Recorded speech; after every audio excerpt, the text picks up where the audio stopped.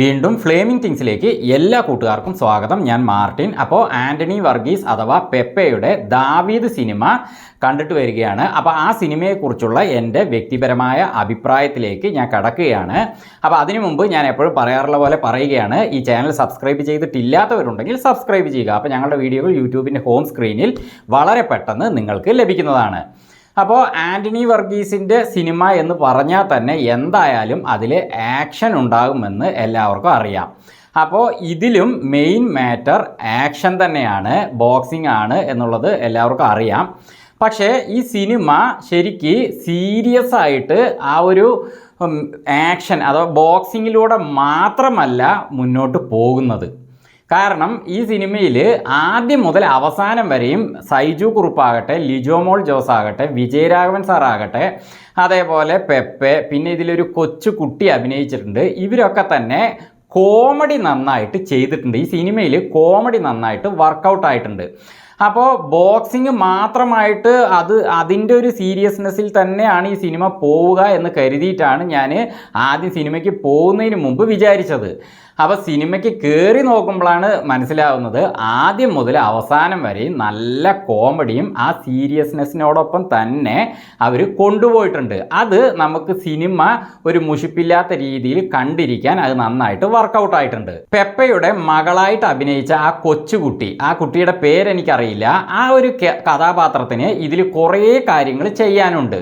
എന്താണെന്ന് വെച്ചാൽ പെപ്പയ്ക്ക് കുറേ ഊർജം നൽകാൻ, ഇംപ്രഷൻ കൊടുക്കാൻ ഒക്കെ തന്നെ ആ കഥാപാത്രത്തിന് വളരെ വലിയ പ്രാധാന്യമുണ്ട്. അപ്പോൾ അതിന് പറ്റിയൊരു ആർട്ടിസ്റ്റ് തന്നെ വേണം.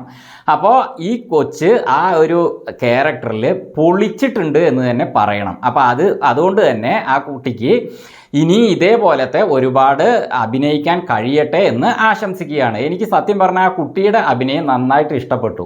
കാരണം നല്ല പ്രസന്നതയോടെ ആ ഒരു കോമഡി ആകട്ടെ, ആ ഒരു സീരിയസ് ആയിട്ടുള്ള ഭാഗങ്ങളാകട്ടെ നന്നായിട്ട് ആ കുട്ടി ചെയ്തിട്ടുണ്ട്. പിന്നെ അതേപോലെ സൈജു കുറുപ്പും ആദ്യം മുതൽ അവസാനം വരെയും ഫുൾ കോമഡിയാണ്. പിന്നെ വിജയരാഘവൻ സാർക്ക് ഈ അടുത്ത് വരുന്ന സിനിമകൾ ഒക്കെ തന്നെ അങ്ങേർക്ക് ഇത്രയും പ്രായമായിട്ടും ആ ഒരു ഓരോ വേഷം അദ്ദേഹത്തിന് കൊടുക്കുമ്പോഴും അത് വളരെ പുതുമയോടെ നമുക്ക് തോന്നത്തക്ക രീതിയിൽ തന്നെയാണ് അങ്ങേര് ചെയ്യുന്നത്. ഇപ്പോൾ കിഷ്കിന്ധാകാന്ഡത്തിൽ കണ്ട ആ അപ്പുപിള്ളയല്ല ഈ സിനിമയിലെ ആ ഒരു വിജയരാഘവൻ സാറിൻ്റെ റോള്. ഇതിലൊരു ആശാനായിട്ടാണ് അദ്ദേഹം അഭിനയിച്ചിരിക്കുന്നത്.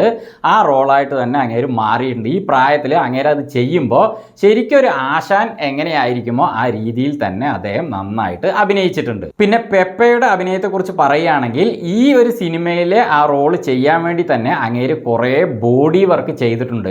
ഒരു വേഷം കിട്ടുമ്പോൾ ആ വേഷം എത്രത്തോളം തനിക്ക് ചെയ്യാൻ പറ്റും എന്നുള്ളത് അദ്ദേഹത്തിൻ്റെ ആ ഡെഡിക്കേഷനിലൂടെ തെളിയിച്ചിരിക്കുകയാണ് ഈ സിനിമയിൽ. നല്ല ഭാരം കുറച്ച് സിക്സ് പാക്ക് ഒക്കെ കൊണ്ടുവന്ന് ഒരു ചെറിയ പയ്യനെ പോലെ തന്നെയാണ് അദ്ദേഹത്തെ ഈ സിനിമയിൽ നമുക്ക് കാണാൻ പറ്റുന്നത്. ഇതിൽ എനിക്ക് ഏറ്റവും ഒരു ഹൈലൈറ്റ് ആയിട്ട് തോന്നിയ ഒരു മാറ്റർ എന്താണെന്ന് വെച്ചാൽ പെപ്പെ പറയുന്ന ഒരു ഡയലോഗാണ്. എനിക്ക് എന്നെ തന്നെയാണ് പേടി എന്ന് അദ്ദേഹം ഇതിൽ പറയുന്നുണ്ട്. പക്ഷേ അതിന് മുമ്പ് വരെ അദ്ദേഹം പറയുന്ന കാര്യങ്ങളൊക്കെ വെച്ച് നോക്കുമ്പോൾ എന്താ ഇദ്ദേഹം ഇങ്ങനെ പറയുന്നത്? കുട്ടിയോട് സംസാരിക്കുമ്പോഴും മറ്റുള്ളവരോട് സംസാരിക്കുമ്പോഴും ഒക്കെ ആ ഒരു ആക്ഷനെ സംബന്ധിച്ച് അദ്ദേഹം പറയുമ്പോൾ അത് നമുക്കൊരു പൊരുത്തം തോന്നാത്ത രീതിയിലാണ് പോയത്. പക്ഷേ അതിൻ്റെ അവസാനം അദ്ദേഹം ഇൻ്റർവെല്ലോട് അടുക്കുമ്പോഴാണ് ഈ ഒരു ഡയലോഗ് പറയുന്നത്, എനിക്ക് എന്നെ തന്നെയാണ് പേടിയെന്ന്. അത് പറയുമ്പോൾ തന്നെ തിയേറ്റർ മുഴുവൻ കയ്യടിയായിരുന്നു. കാരണം ഇനി ഇവിടുന്ന് അങ്ങോട്ട് എന്താണ് സംഭവിക്കാൻ പോകുന്നത് എന്നൊരു പ്രതീക്ഷ ആ ഡയലോഗിലുണ്ട്. അതേപോലെ ആ ഡയലോഗ് കൊണ്ട് തന്നെ ആ ഒരു ആക്ഷനുള്ള ആ ഒരു അദ്ദേഹത്തിൻ്റെ ആ ഒരു ഊർജ്ജം, ആ ഒരു പ്രാധാന്യം എന്താണെന്നുള്ളത് അതിൽ നിന്ന് വ്യക്തമാവുന്നുണ്ട്. എനിക്കത് കേട്ടപ്പോൾ ശരിക്കൊരു ഹരം തോന്നി. അപ്പോൾ ഇൻ്റർവെല്ലിന് ശേഷം പിന്നെയും സിനിമയിൽ കുറേ ബോക്സിങ് കാര്യങ്ങളൊക്കെ കാണിച്ചിട്ടുണ്ട്. പക്ഷേ എന്നാലും എനിക്കിതിലൊരു മൈനസായിട്ട് തോന്നിയത് ഇൻ്റർവെല്ലിന് ശേഷം വരുന്ന ആ കുറച്ച് ആക്ഷനൊക്കെ കഴിഞ്ഞിട്ട് പിന്നെ അവസാനം വരെയും ഒരു കാര്യത്തിന് വേണ്ടി മാത്രം വെയിറ്റ് ചെയ്ത് സിനിമ മുന്നോട്ട് പോവുകയാണ്. അപ്പോൾ അതിൻ്റെ ഇടയ്ക്ക് പെപ്പയുടെ ഇടിവെട്ട് ആക്ഷൻ ഒന്നോ അല്ലെങ്കിൽ രണ്ടെണ്ണോ ഒക്കെ വെക്കാമായിരുന്നു, മിനിമം ഒന്നെങ്കിലും വെക്കാമായിരുന്നു എന്ന് തോന്നിപ്പോയി. പക്ഷേ അതില്ലെങ്കിലും വിജയരാഘവൻ സാറുടെ ഒരു ഭാഗമാണ് അവിടുന്ന് അങ്ങോട്ട് കുറേ വരുന്നത്. അദ്ദേഹം അതിൽ കുറേ കാര്യങ്ങൾ ചെയ്യുന്നത് കൊണ്ട് തന്നെ നമുക്കത് മുഷിപ്പില്ലാതെ കണ്ടിരിക്കാൻ പറ്റുന്നുണ്ട്. അതേപോലെ ഒരു ട്രെയിനിങ്ങിനായിട്ട് വരുന്ന ഒരു മെലിഞ്ഞൊരു പയ്യനുണ്ട്.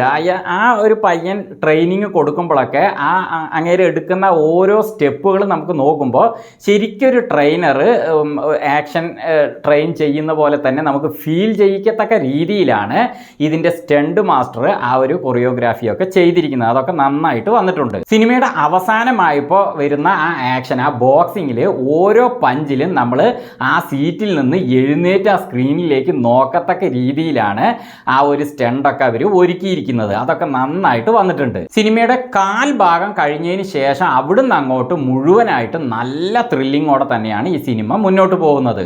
അപ്പോൾ ആക്ഷൻ, ത്രില്ലർ, കോമഡി ആസ്വദിച്ചുകൊണ്ട് ഫാമിലി ആയിട്ട് പോയി കാണാൻ പറ്റിയ സിനിമ തന്നെയാണ് ദാവീദ്.